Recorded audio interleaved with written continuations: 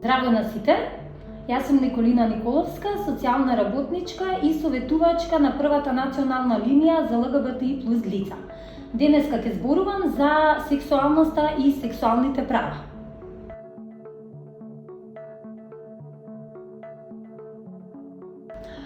Сексуалноста најчесто се сваќа како дел од приватноста на една личност, која што се однесува на интимните потреби и задоволства, и за жал кај нас се уште представува табу тема на која што не се посветува доволно внимание, ниту пак отворено се разговара во семејството и образовните институции. Сексуалноста се врзува за сексуалните чувства, мисли, однесување кон другите и игра клучна улога во формирањето на идентитетското чувство за тоа кој сум јас, што представувам и како ме гледаат другите. Сексуалноста се врзува за нашата сексуална ориентација, привлечноста, емотивно, ментално и физички. Таа може да биде различна и секој може различно да се доживува себе си како геј, лесбијка, бисексуалец, стрейт или пак да не е сигурен за својата сексуална ориентација.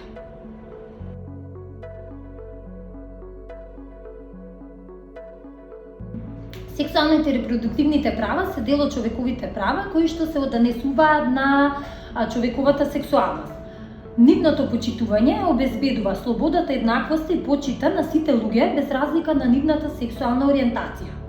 Тие имаат за цел да намалат стигмата во однос на човековата сексуална ориентација, односно да помогнат сексуалноста да се препознава како природна карактеристика во животот на мажот и жената и да обезбедат подеднаков пристап на услуги за сексуално и репродуктивно здравје за сите. Дополнително, овие права ја гарантираат на секој да може слободно да донесе одлука за својот сексуален и репродуктивен живот.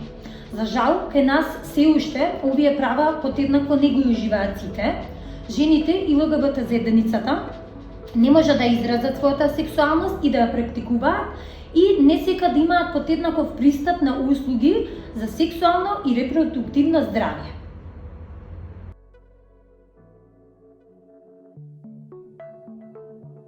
Сите истражувања кои што се однесуваат на ЛГБТ заедницата покажуваат дека оваа група е изложена на секако вид насилство, дискриминација и стигма.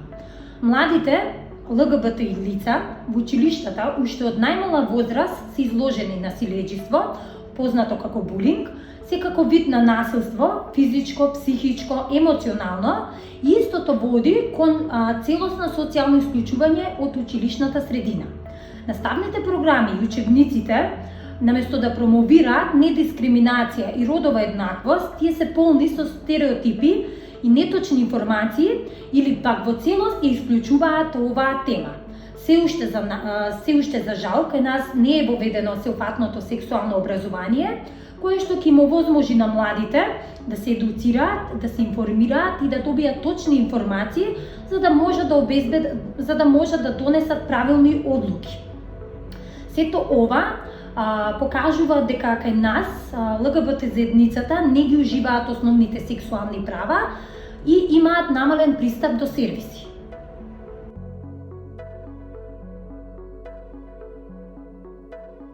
Сите ние имаме одредена сексуална ориентација.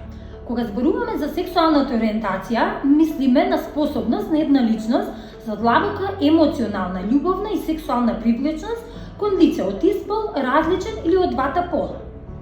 Родовиот идентитет се однесува на личното чувство, сопственото доживување како маж, жена, како двете или пак ниту едно.